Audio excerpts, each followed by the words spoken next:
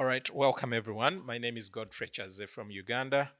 I happen to be on the advisory board of the GHEX, and it's a privilege for us in Africa to be represented.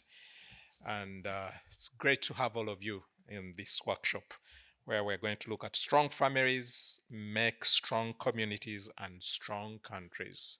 So we're here not just for us, whatever we are doing in our home school, in our homes, it's not just for us, but we should all know that what we are doing in the little ways, it is actually strengthening our communities, it's strengthening our nations at large. So we have speakers lined up for us here. I believe Randall Hardy from the US is around. UK. They made a mistake here. They said U and they put S instead of K. But anyway. It's good to have you. Let's welcome him with a hand clap, please. And then Kevin Swanson is with us, not from the UK. I believe this must be US. And Dorcas is with us. And Keith Denton, is Keith also here? Okay, good. All right, so we're going to go in the order of Randall. You're going to come over here and give us your presentation. Thank you very much. Welcome. Do we have a flag man? Yes. I'm glad you sat on the front row. It was on the second row yesterday, and I couldn't even see the numbers on the sheet. So I'll go now then. Don't start the timer. Thank you. Just to say, if you want copies of these slides, I've got PDFs available. At the end, I will put my laptop somewhere here with the address and a QR code where you can download them from yesterday's and today's. Okay, I'm from UK, England. I just want to get that absolutely right. Where are we going? Strong families make strong societies. My question this morning is, do governments agree? Now, I'm not an expert around the world, but I do know about the UK. So a little bit diving back into history. Don't worry about that. I'm just crediting the website where I got UK tax information from. Somebody catalogued it, and I've blown up the graphic, and I've made the table here. White box top right-hand corner. On the left, you've got single person's allowance, married man's allowance, and child allowance. And back when I was little, well, I was about 20 odd by this time, married men got more tax relief in this country than single people. And you can see from the graph, it was around about 60%, and the government recognised in the days when one person could earn enough money for a family, that was a good thing. And they supported it through the tax system. But notice the bottom line, when you come down to the next bit of the graph, there's nothing there. The child allowance got taken out, and it got halved there. I need to move quickly. We're coming down to the next bit. Here's the graph, and it's still up at the good percentage. However, I've rolled it up to the next section down, and you will see that in 1990, changes began to happen. They began to fade it out, the married man's allowance, and then it was scrapped. This is how you support families.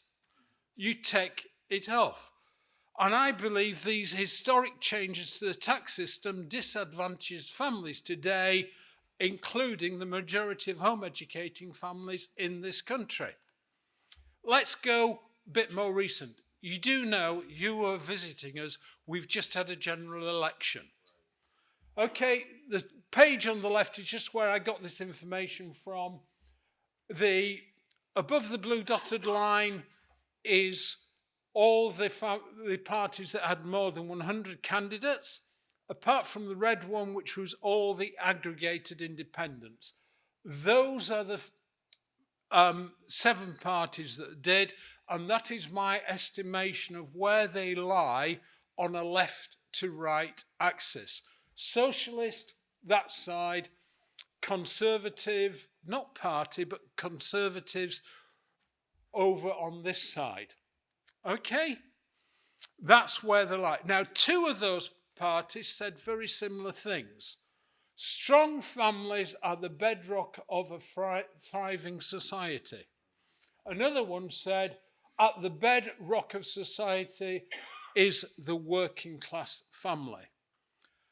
I haven't got time to ask you, so I'll tell you which parties said it. That first one was from Reform UK, which the media loves to call far right. The other one from working parties of Britain, if you don't understand it, they like to call themselves far left. This one got 5 members of parliament in the election, that one got none. But those outliers are the ones who believe that the bedrock of the society is the family. Where did the main parties lie? Well, this is what they think about the centre ground of where the things are. The Conservative says, we are delivering the largest expansion of childcare in history. High quality early education, preschool education and childcare is a crucial opportunity to transform life chances.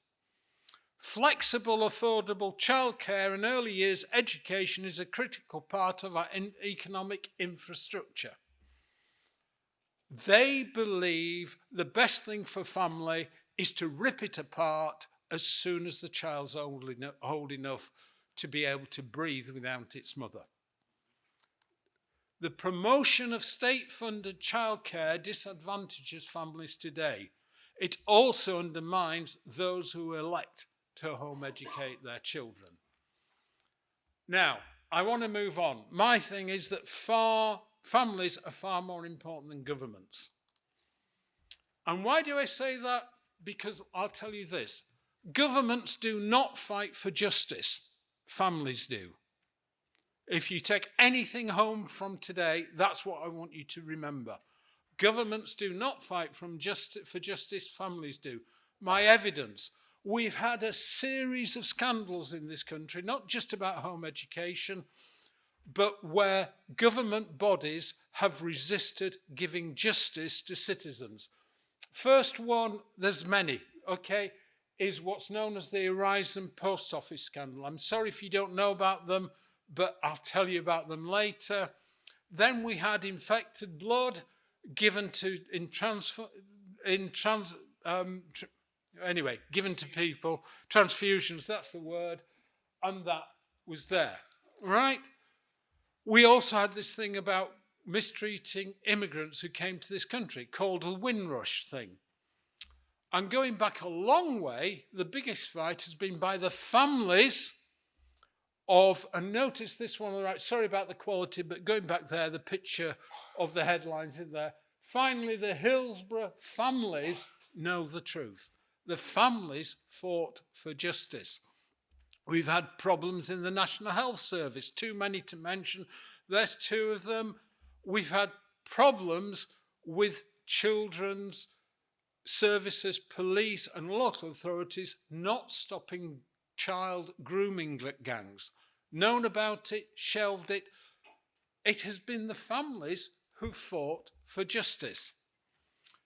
Let me repeat, when things go wrong, governments protect themselves, families fight for justice.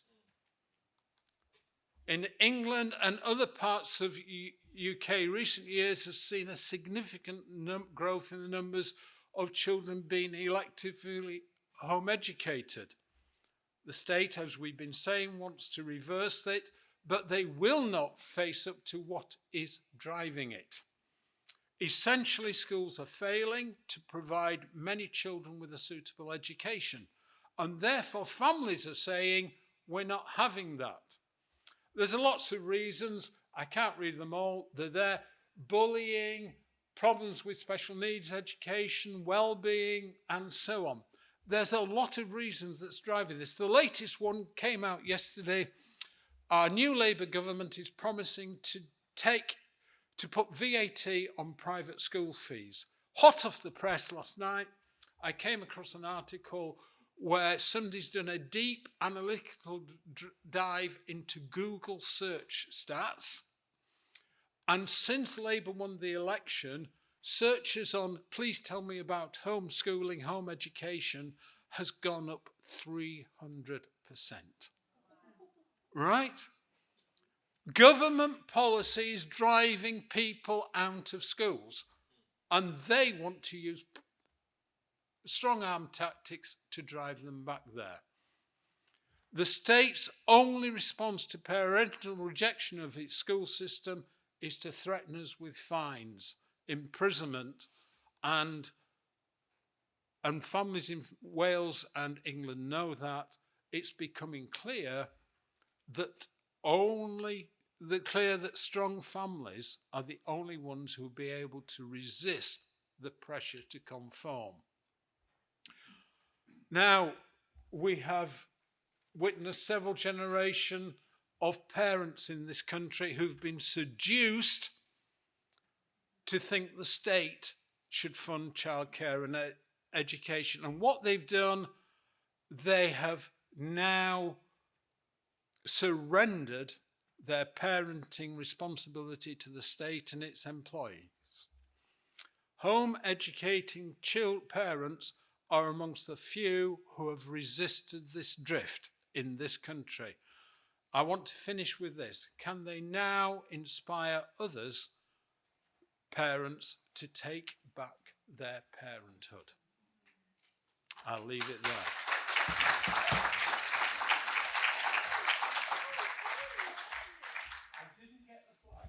Thank you very much. Thank you very much, Randy. I think straight away, let's have Kevin Swenson, please.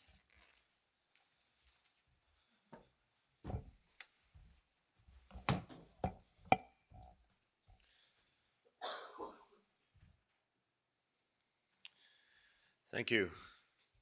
My name is Kevin Swanson, and I was homeschooled as a child. My wife and I have homeschooled 5 of our children on the eastern plains of Colorado, and now 7 grandchildren on the way towards homeschooling as well. I believe that homeschooling is one of the best means of reintegrating the family, strengthening family ties, reforming the family in a broken age. We encourage families to return to a biblical social model and educational methodology as revealed in Scripture, specifically Deuteronomy 6, 7, and 9, Ephesians 6, 4, and the book of Proverbs. We suggest that God has a better theory than Karl Marx, Jean-Jacques Rousseau, John Dewey, and the others. The modern world has been shaped more so by Jean-Jacques Rousseau, Karl Marx over the last 200 years.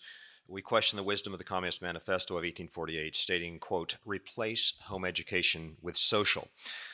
Very central to the Communist Manifesto. Again, abolish the family, quotes from the Communist Manifesto. Over the last 150 years, governments have expanded from consuming 5% of the GDP to 40 to 70% of the GDP, meaning the state has become a major social component in the life of the modern individual while the family was set aside. The tax rates were just reviewed for you.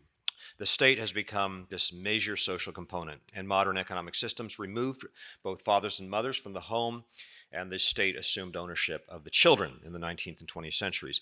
Now, state-controlled schools determine the morals, the values, the worldview of each successive generation. And this has locked in a perpetual empowerment of the socialist state, a weakening of the morals of the nations, and the concomitant disintegration of the nuclear family and the Christian faith as well. Government mandates issued by the President of the United States last month are intended to transgenderize every public school in America effective August 1st. Whether you agree or disagree with the policy, that is a lot of power to wield over 50 million children all at one time.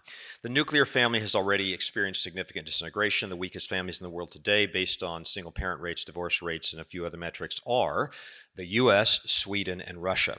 The social experiment has been a colossal failure. The West can hardly survive anymore after these concerted efforts to displace the family with the state, to implode birth rates, and to redistribute whatever debt money is left by socialist programs while systematically breaking down sexuality, marriage, and the family-based economy. If the family is the bedrock of foundation of human society, nothing short of a reintegration of the nuclear family could save civilization from an almost inevitable demise. The best we can hope for from the states is that from their governments will stay out of the way and allow for a spiritual and social revival in the grassroots, which is what we are all about. Now, I want to speak for a moment about my own experience. I was homeschooled, as I said, in the 1960s, 1970s. I graduated from high school in 1981. And my parents threw me a party, gave me a Pepsi, and sang "He's a Jolly Good Fellow," and that was pretty much the end of our graduation ceremony. But my parents, as missionaries, raised us apart from the American culture, certainly absent of the more toxic elements of American culture. My parents were okay with the idea of protecting their children in the early years, yet we had much opportunity for cross-cultural and cross-age contact on the southern island of Kyushu in Japan. Now, here's the interesting twist. While there was a measure of sheltering and protection of us young children from counterproductive social experiences, there was also an adequate preparation going on. I moved into a major West Coast university. I was elected student body president of this university in my senior year, 16,000 students. As a homeschool graduate, I was active in campus media, campus clubs, campus theater, campus politics, and other aspects of campus life. I was in no way hampered from civic involvement, but rather quite active and socially engaged. Now, upon my election to the top student office at my university, some persons would come to me and offer me a strange question. You were homeschooled. What about socialization? Of the 6 candidates running for office, I was the student who had collected more support from every part of the campus, the sports teams, the multicultural clubs, the sororities, the fraternities, various political factions. I showed up at all the meetings, had no problems interacting with quite a variety of social groups. So what is this question? What about socialization? Never heard it before. I thought it was a supremely ignorant question, to be honest, but after a bit of thought, I realized that it wasn't so foolish after all. There's no question the homeschooling experience does rearrange the first domino in a child's social life. The major difference is that a child's major social interactions occur with parents and siblings as opposed to the peer group. The second difference is that a child is more accustomed to a relational environment instead of a state-driven institutional environment. He realizes himself to be more a part of a family than the institutional or corporate social body of a nation. There are several benefits to this as I see it. 1, relationships are actually good things. Good for human beings. Face-to-face relationships are just healthier than isolation into social media and social institutional systems. Relational life very much will contribute to a reduction of the prevalence of social maladies that now afflict our children in this de-relationalized life of industry and institutions. Number 2, given that a homeschool family will provide a healthy relational context in which anger, control, fear, bitterness, abuse, and unresolved conflicts do not get in the way, that's assuming that, the child will flourish emotionally, socially, and in every other way. Children are human beings created by a personal God with the capacity for relationship. If man is nothing but matter in motion, cosmic dust floating around a universe of chance, then institutions will do just fine. But we believe in the triune God, eternally in relationship, and we are created with this capacity for relationship. Thus, introducing a child to a new set of teachers every year, new classrooms, new settings, and pressing them through institutions is not quite in accord with the nature of the child as created by God. Number 3, cross-age contact is the world in which we work. The age-segregated classroom and church is as foreign to real life as anything could be. An 18-year-old young person cannot walk into a job and tell the manager, I only work with people of my age group and my ethnic group. These are the only people with whom I have learned to interact in my growing up years.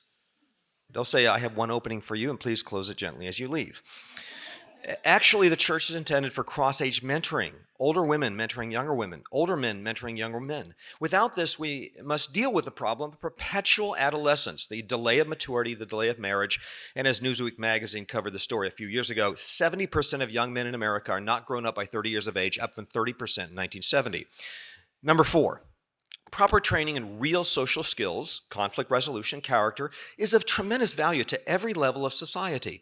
Though homeschoolers may be seen as marginalized, narrow-minded, socially eccentric, not very good at partying with peers after work, or whatever perception may exist out there, at the end of the day, the greatest value homeschooling families can give to society is 10,000 hours of character training in kindness, humility, selflessness, diligence, love for others, social skills, conflict resolution, and respect, not to mention facility in problem-solving, innovation, life integration of knowledge, and the other benefits that usually happen with the family economy. I believe this is what will bring the most blessing to our future businesses, churches, and communities. As an engineering manager in the corporate world for years, I can tell you that the best employees are still those who can get along well with others in the sandbox. They have good character, they respect their managers, they are peacemakers, they do not create unnecessary conflict. And by the way, we don't train our children to do all of that inside of like a 3-minute lesson. That seems to take about 12 to 18 years for most of us.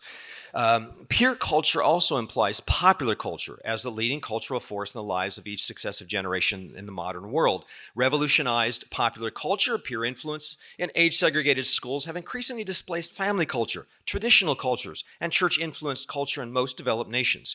That is, children are more likely to be influenced by Taylor Swift than their parents, their local pastors, priests, and tribal elders, a phenomenon which did not exist for 5,940 years of world history.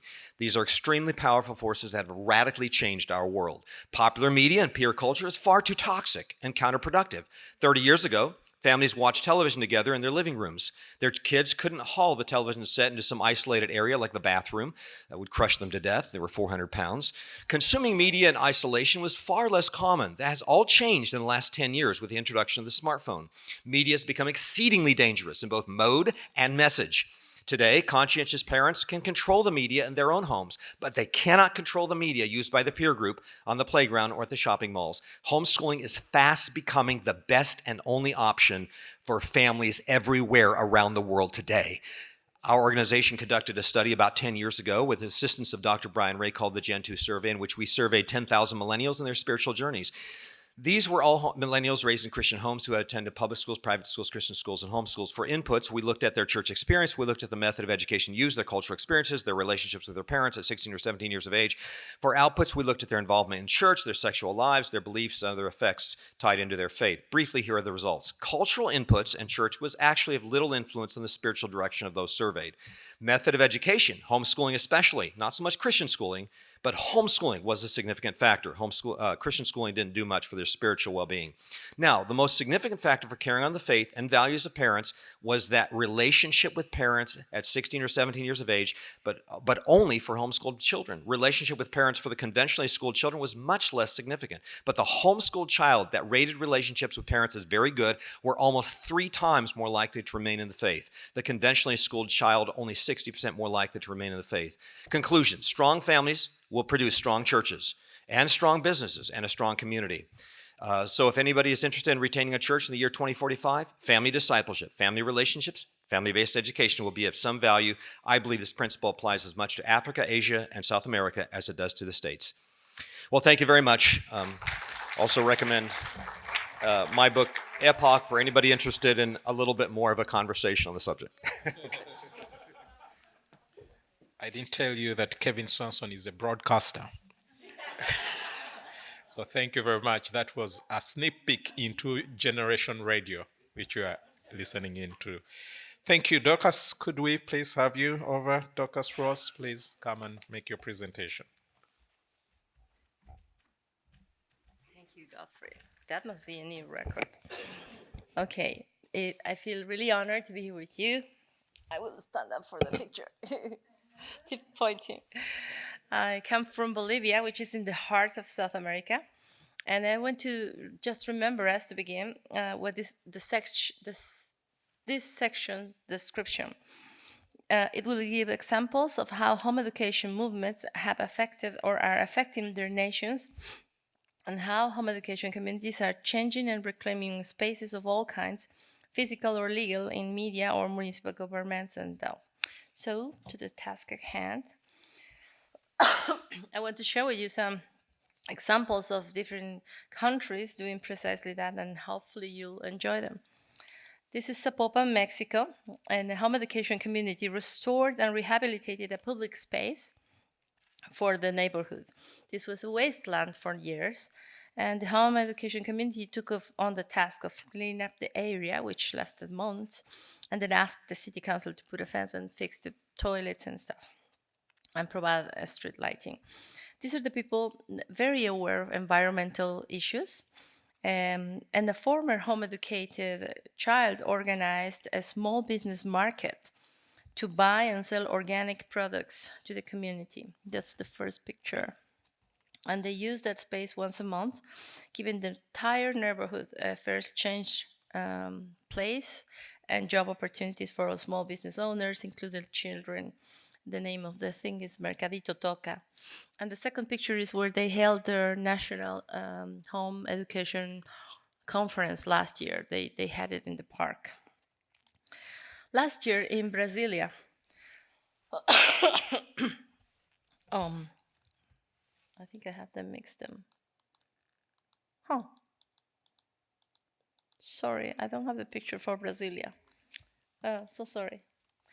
Last year in Brasilia, during the Expo Homeschool in September, which also Kevin was presenting there, leaders from different states approached thousands of attendees with flyers explaining the importance of voting for guardianship counselors who were friendly to our cause. The Guardianship Council is the first office home education families are brought to when their educational choice is challenged. So for years, these councils were plagued with people who undermined the very idea of family, persecuted the home education community, and promoted registration, fines, and other measures against families. So home education leaders told families, if there is no one in your district we can consider friendly, then your community needs to nominate someone to run for office. So listen to the result of that effort. Up to a total of 70% of these counselors nationwide were chosen based on the advice of the home education leaders. 70% last year. This was the last year. Bogota, Colombia. This is August 10 in 2016. Approximately 1,200,000 people publicly expressed the demand of safeguarding their rights for their children to be educated in accordance with international treaties and conventions for the guarantee of parents to educate their own children. The so-called Home Education Day called upon other sectors of society, in addition to home educating families, and in agreement with elected officials, note that, and it continues to educate parents about their civil rights each year in media and public spaces. So they managed to have a national home education day. And if you can see the picture right here, this one here, it reads in Spanish, for the right that we have to educate our own children. Last year in Argentina, the current vice president, which is the lady in the middle there, no, the lady in the left, invited home education leaders to be part of the team that will draft an educational reform for the country. This is the third time it happens in Latin America. And although the invitation came in a pre-electoral moment, the leadership considered the opportunity to participate in such an important document valuable enough to take part of it. And this is the third time, as I said, that an educational authority has asked home education leaders to design an educational public policy in the subcontinent in the last 3 years. That is my country. In 2022, the home education leadership in my country, Bolivia, alerted, trained, and accompanied parents who were not home educating families, whose children are in traditional schools, when the state imposed on them curricular content without consulting them first. The home education movement designed for them advertising content, analyzed books, state books, provide arguments to parents, explain them the laws, the treaties, the rights they had to be consulted on these matters. We lend them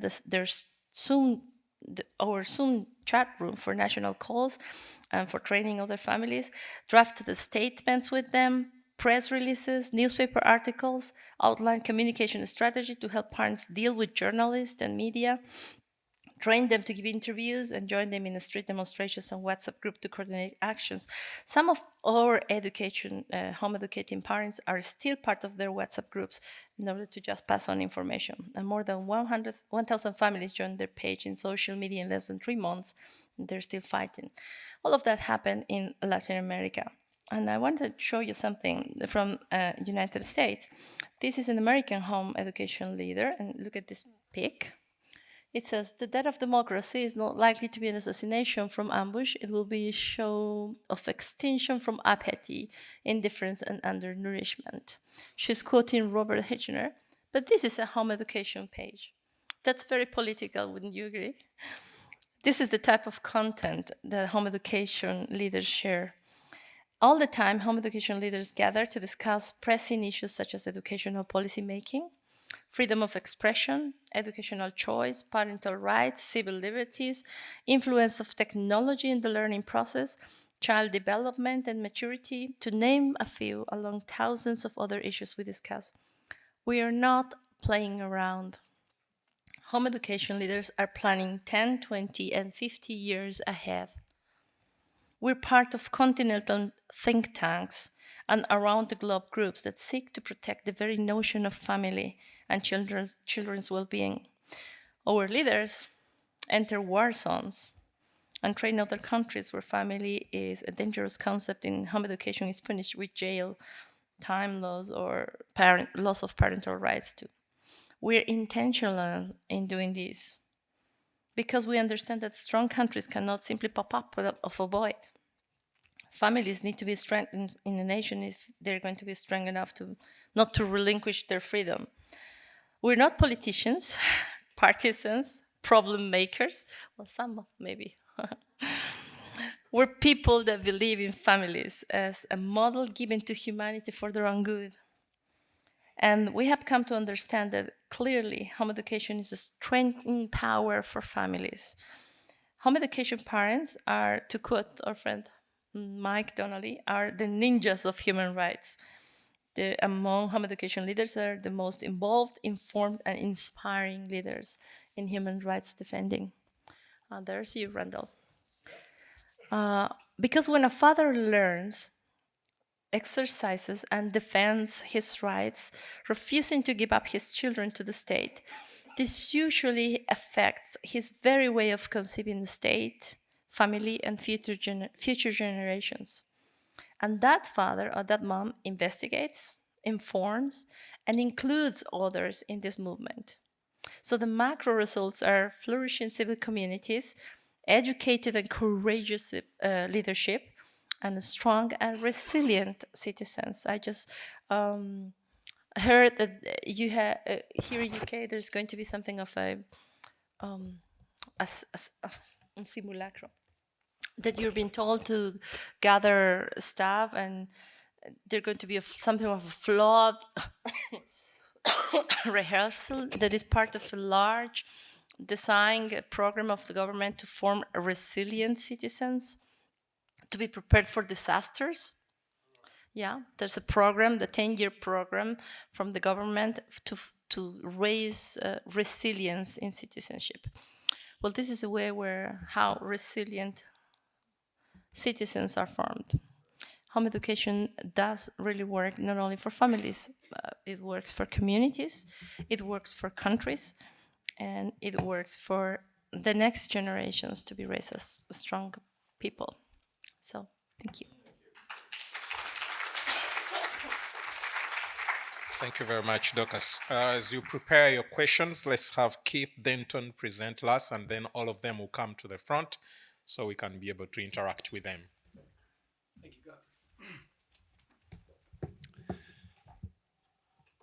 Well, good thing I'm Keith on coffee right now, so I've had my 5 cups of coffee ready to go, so we can speed through this 10-minute presentation here. So, again, Keith Denton, I'm Vice President of International Business for Classical Conversations, and I love the presentations that we heard this morning.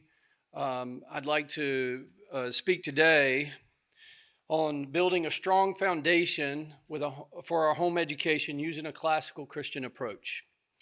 And so the practical nature of what I'm getting ready to talk about with Randall's speech, Dorcas, Kevin, all the things you heard, it comes down to how can I do this, right? How do I get this done?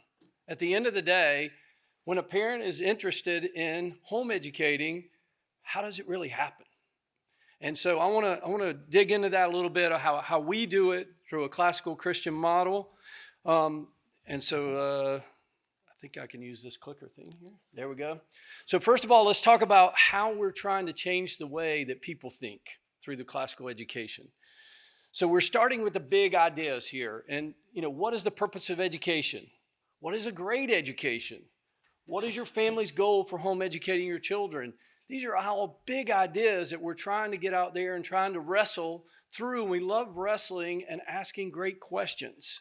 And why don't we ask these same questions to our our legislators or any of our local leaders and say, what are you really meaning here? When you're, let's define who we are, what we're trying to do as a nation, right? Because they talk in generality so much, right? You don't really know what they're speaking, what they're really speaking on. So we love to really change the way our parents are thinking and also how we learn. So with this classical model that I'm getting ready to talk about, I'm not going to be able to dig in. We don't have enough time. We've got a lot of wonderful people in our booth. So I'd like to, if y'all could just come by the Classical Conversations booth, we'll dig into that a little bit further with you and explain really how the model works. But but the time today, I don't have enough time. So let's talk about the approach of how Classical Conversations, how we're approaching classical education and how we're supporting this journey of really home educating. So first of all, it's a Trinitarian approach that we have, and you can notice that this is going to be in a community setting. So we have communities, by the way, in 60 countries. And all the countries that Dorcas mentioned on her presentation, we have CC communities, which is awesome. And so we also have 13,000 enrolled students throughout the world right now and growing. So using this model and approach. So we love to learn together in community. First of all, I want to take the tutor. So the tutor that models for the parent and helps answer questions along with discussing the classical approach to learning with the parents. And then the tutors are equipped by following a curated curriculum approach. And the tutor focuses on using classical skills of learning with the parents. Okay, so you can recognize here that with this model, we're not just saying, here parent, here's a book, learn it yourself. We're modeling this for the parents and strengthening those relationships, as Kevin mentioned that earlier. So then we have, with this then, off of that, we have the parent. And so the parents who are engaged and learning alongside their children and redeeming their own education. The parents grow stronger and deeper in a classical community. They're equipped with skills of learning to better teach their children. The parents develop parent-to-parent relationships for encouragement and accountability. Parents are free to choose their education journey and value those freedoms from that choice that they have. And then they can add to it whatever they wish. They get wisdom and answers from other experienced home education moms. So I could do a quick raise of hand here on how many years of experience we probably have in this room, and it's phenomenal. And we're able to carry that over and use that and help other moms with that experience. Parents have emotional support from friend relationships. Again, mentioning those relationships built around a lifelong education journey. They learn how to use a classical approach to learning that is timeless and structured. Parents have a commitment to each other and hold each other accountable, and they love that they can be with each other there. And then the third point of the triangle, we get around to the child or the student. And then on this, so students have fun learning. How many of you hear that in the public school or government schools, that we want them to have fun learning? Not, right? And they foster that environment with this in a once a week meeting program. So the students learn to use their God gifts. They learn to practice the 15 skills of learning. They desire to please their parents and the tutor. They learn to use a curriculum that's integrated, designed to grow with them. The children also learn to participate as they get older into their middle school and high school years. They learn to participate in great discussions and facilitate a deeper understanding of subject matter. And then they learn to value what a great education is and what they are learning. And then eventually students learn through the classical growth of their education, they learn attention skills. These skills, they learn attention, leading to ownership that then leads to the discipline, then to freedom, then to freedom on making decisions, and then how those decisions lead to great choices and consequences of those choices. And eventually, finally, the consequence develop leaders and leadership skills, which in turn, Randall, goes into the community, right? And helps, what is freedom and encouraging those. And then we're going to go to the next. When we're talking about community real quick, we consider a community a location, facility where we can meet with each other once a week and participate and model what I just covered. And then off of that, with the relationships being strengthened, we have our community, and then we have our family in that community, then we have our nation. And then, from Proverbs, it's the glory of God to conceal things, but the glory of kings to search things out. And that's, and then let me cover real quickly, the family is strengthened by improving the relationships between parents and their children, encouraging open dialogue and communication, trusting one another, and everyone believes parents are best choice for making the best choice for their family. They learn together, establish a deeper parent-child bond. The opportunities and limitless to explore creation together, or opportunities are limitless, and they explore creation together, discuss hard topics such as environmental impact, other different impact that you hear around in the news today, so you can explore all those options, what's going on in the news. That allows for a healthy debate, research, and encourages the love of learning. In our communities, what happens there? Our communities will grow by families caring for their neighbors, have more families volunteering to help in different civic activities. Communities will have families who take ownership in the educational journey. Communities will have families who can help solve environmental and cultural issues by using logic and research. Since they've taken logic out of the school systems, what's happening on our decision making there. And then families value and respect one another following laws for good citizenship. And then our nation. How does strong family, strong community help in our nations? Our classical approach develops lifelong learners and leaders that opens doors of opportunity.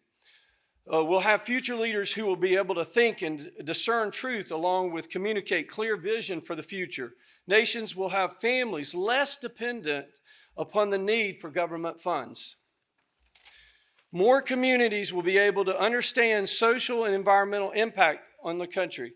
Nations will have families who know their history and geography of their own homeland. Go figure that, huh? I'd like to share, this is one of our communities here. This is in India, and India is growing rapidly. So this is really cool how they're going around and covering some of the classical topics that we cover on a weekly basis. And then where we go stronger and deeper, parents are helping parents is significant. Being in community, parents help each other through the tough days, and they celebrate milestone moments together. And behold how good and pleasant it is for brethren to dwell together in unity. And then this is another example of how a strong community can then go out and help the nation. This is our Philippine, our CC Philippines, in the CC Philippines. Our community went out and they have a very rainy season, and our community went into the slum areas and helped repair roofs before the rain got there. And this is what they did through one of our communities. So, and there's some of the kids that they were helping out. And they did this through using, baked goods, bake sales, all sorts of different ways that they are going out and supporting. And then and they also, there was another where there was these taxis that bring kids back and forth to in boats to the islands. They built 4 boats and provided the funds for that. And then community, the gift of being together, we grow, care, and learn with others. So with the classical Christian approach, we feel like we really can lay that strong foundation for the future for our communities and our nations. Thank you very much.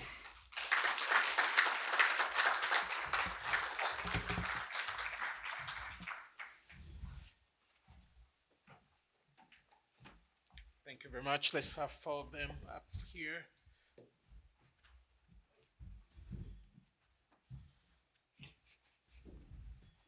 Yes, Peter, are you going to help with the mic? All right, yes. So it's your turn now. If you have any question or a comment you would love to add to what our speakers have just presented, the mic will be available to come towards you. No, let's go. No more comments or questions. Back in Africa, we say silence means you've understood everything or you've understood none of it. Are you too boggled by now to think? Yes. Please introduce yourself to the team and then go ahead with your question. Thank you. My name is Samuel George. I'm a member of parliament from Ghana.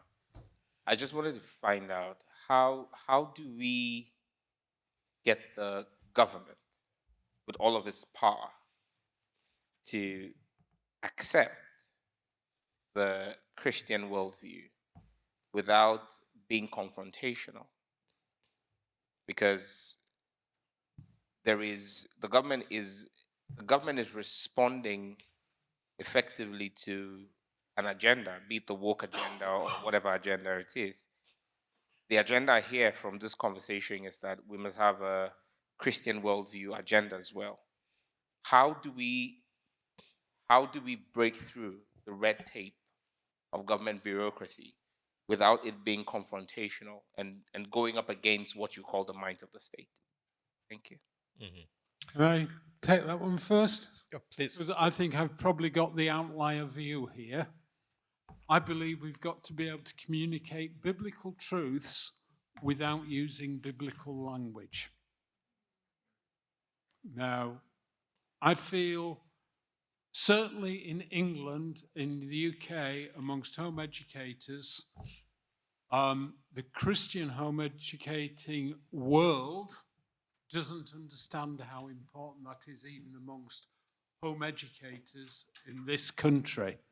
We have got to learn to speak truth without always relying on the Bible.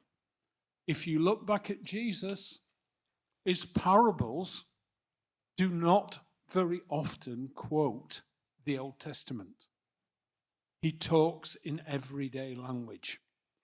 And I'd say to some of my friends here, if you want to serve the Christian community, carry on using your language.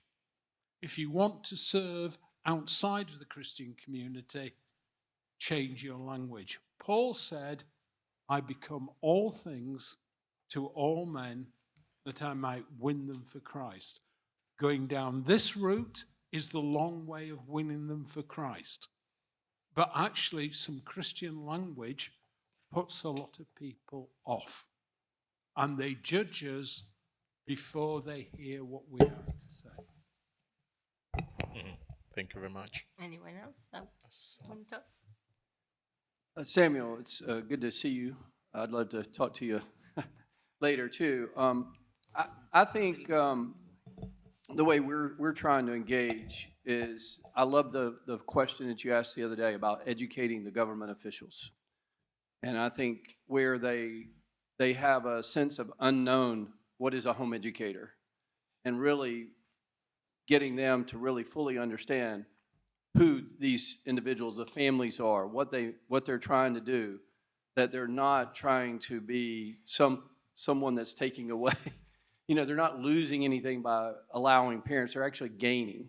And to have that education, and one of the ways that we do that throughout the world and in the United States is that we have things called education event, excellence in education events. And what we do is we bring our kids to the government and we demonstrate what the kids are learning and how they're learning. And and we invite the educators to outside to the steps of the building that they're meeting in, and we go to see them. And then we are trying to really say, hey, this is really what's happening. This is the knowledge and that they're picking up on what country, where they're living, and what they're trying to do, and being good citizens. And that's part of what we're trying to do and how we're doing it. I think it's a two-folded question, in fact, because if you live in a country where there's regulation, it's a lot easier. Like I'm thinking right now in the people living with AIDS regulations, they had a law, so it was easy for them to present themselves with parliament representatives or politicians and say, this is the law, and people are not obeying the law. We have a law that defends our rights. But we're looking at a different scenario here as home education. In some countries, at least in my region, there are no laws that we can say you should protect our rights about. We talk a lot about protect our human rights, as in written in the General Human Rights Letter, but that can be very vague. So I would say because of that also, we have to be prepared as if everything was very good for us. And I want to try to be short example about it. Back in 2019, my country had a political strike, 21 days on a strike, and so we wanted to drive a dictator that wanted to stay too long. And we were organized then as a society, and thus we were talking to Bolivian people who lived in Europe, and they told us about COVID before the news. They told us there's something called COVID here, and schools are closing in Italy and Germany. So the society knew about COVID before it was in the news. So I said to my team in my national team, we need to be prepared. Schools are going to be closed. Guess what? Who are the experts of learning not in a school? We are. So we opened the website, opened a YouTube channel, I think it was about 200 conferences via Zoom those days, trained the parents.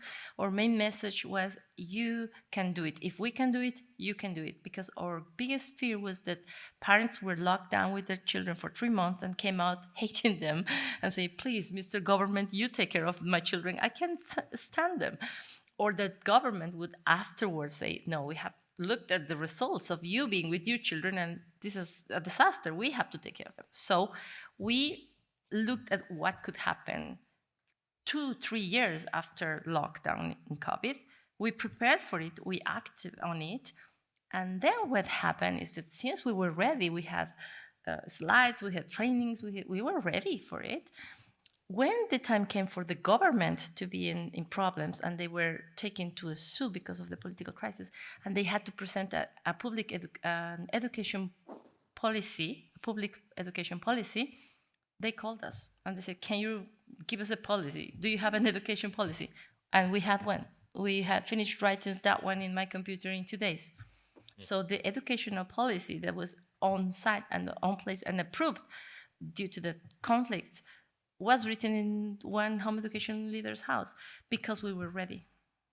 And if we had not been ready, then the same thing happened with this vice president asking another leader to partake in it. So I think one of the ways is we act as if we had all the green lights on and all the favor in the world, and it's as if we were prepared to walk into their office tomorrow and have an excellent meeting and have our speeches prepared. And in the meantime, we also do the other things. Try to get to know them, who they are, invited to our things.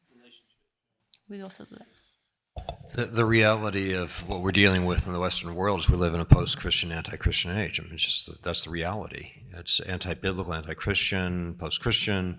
So you have to operate under those circumstances. And so we have to prioritize. We have to say what matters more than anything else. We have limited opportunity, limited power, et cetera, et cetera. So we pick our battles. You can't water every plant with your blood.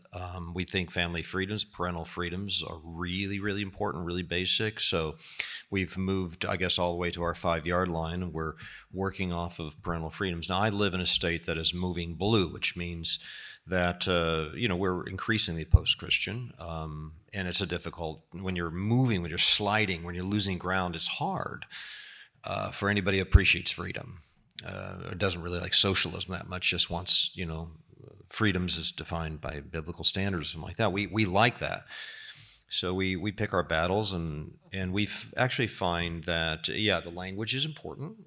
Parental choice, using words like choice, seems to be better than referring to Deuteronomy 6:7. Deuteronomy 6:7 is not going to fly, but you use something like parental choice. You find also you get some decent bedfellows, at least for the period of time that we need it. We may have families that agree with us on freedom to make choices concerning the medical situation for our children, vaccines, etc. They may be more libertarian. They might be a little more the Green Party types, granola chewing, non-Christian types. But we find, we can come together, and they can influence some of their Democrats. We can influence some of our Republicans, and we sometimes can achieve some degree of cross-partisan support for some of our initiatives. So yeah, we just have to be strategic, really strategic, and I think number one, seek as much freedom for parents and for families as we can. Good. Should he do a follow-up question on that? Okay. Comment may not necessarily be a question, but the reason I asked that question is I'm happy it has come out. As a church and as Christians, and I think that we're predominantly Christian in this room, we must admit first and foremost that we have failed and slept on the job by allowing the world take away Christian values from the society. Mhm. And so now, like you said, we live in a post-Christian era. And that's why the comments by the first gentleman are very critical, that our language must reflect the world we live in now. Because when we go in with our core Christian value messaging, as though it was a Sunday service sermon, we're going to face extreme pushback. But we need to be as gentle as the dove, but as wise as the serpent. Today, we live in a world where the buzzwords are rights, all kinds of rights. In fact, animal rights. Some animals in some countries have rights, more rights than human beings in other countries. And because everybody wants to be conforming with the woke agenda, which is about rights. Mhm. And so for me, the right to educate our children, put it as parental rights or whatever rights, fits into this whole rights movement that people are pushing for.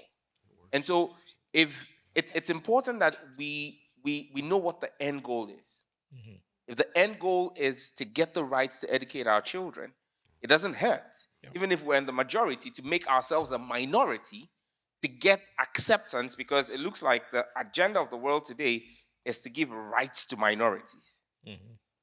And it's important that you build the right coalition of minorities, whether it's with people of other faiths who are willing and ready to do the heavy lifting that as Christians we're very shy of doing. Because when you look at people who are beginning to wake up and get governments to take cognizance across the world, they're not people of Christian faith. They are half brothers, actually. Our half brothers, when they decide they want to move, have the drive and energy to shut down governments or get governments to listen. And when I talk about half brothers, you know what I'm talking about. Very brave. Abraham's two children and the two faiths. But if we go as core Christian messaging, if we're not careful, you alienate our half brothers. And so I think that our messaging must be careful, it must be on point, it must be intentional, and then we must have our eyes on what the prize is. It's not much about how we get it done, but getting to the destination. And that's the message I really get out of this session, and I'm grateful for that. Thank you. Thank you. Thank you. Okay, we have like 5 minutes left. Is there someone who has what would refer to as a burning question? Well, you look at the UN and how we're talking about rights. So they have the Convention of the Rights of a Child. And so I feel like a lot of times that is put above the parental rights. And I think that most nations have ratified except for the US. And so I know that that affects all nations and then also the US. And so how do we fight back and make sure that the parental rights are in place? because we are the authority of our children. Who wants to take a first go on that? Well, it's really a battle between the state control of the children and the family. It's really a battle between the state and the family, as I see it. And to some extent, the Convention on the Rights of the Child is a cloak that really removes the power from the family and back into the state. It's an insidious way to do it. That's the way I see it. But we just need to realize the battle and try to engage those court battles as much as we can to retain the family rights to make those decisions for our children, whether it be the health care, the educational choices for our families. So I think that's it. Will the child make the decision, or will the state make the decision? One of the things that's interesting in our country is there is so much railroading of children to gender changing on the part of the school districts. I'm really shocked at how aggressive some of these administrations are to bring children into this sort of transgender ideology. And one particular situation, a family, I think the child was in a meeting for an hour or two, and it took them about a year to be able to bring the child back into the family reality. So yeah, there's this battle between the agenda of the state and the agenda of the family, or the rights of the family to make choices concerning the medical situation and the educational prerogatives. From an advocate point of view, I would say, first of all, the only generation that does not lose their rights, it's the one that conquers the right. So you think about the generation that rebuilt Japan or even Europe after World War I. They were mighty. They were really strong. They were survivors. And there is this loop that as much more freedom and rights we got later on, it's like we became weaker a bit. So apparently, when we're faced to great challenges, we thrive. So I think it's a matter of also trying to have our families, your regular mom, the one that bakes and works part-time from home, realizing how important in the political field her time is and her fight is, and also taking in the children. Because we don't need to make advocates of our children as a home education mom, but we need them to realize that this will take almost all of our lives to retain this freedom. To retain this freedom will take a lot of effort and a lot of community work, and that they really can appreciate what we're doing, or if possible, going into battle for saying so, because if we sit down on it, the other side is really aggressive. We're not going to make it. And so we need to wake up and say, this is really happening. It's happening to us. And we better wake up earlier than later. Learn about our role and do whatever the pioneers did. What did I quoted Deborah Bell in, I don't know, the plenary past, I think. What drove her to challenge her state and decide she was going to pay time in jail because she believed that she could educate her children?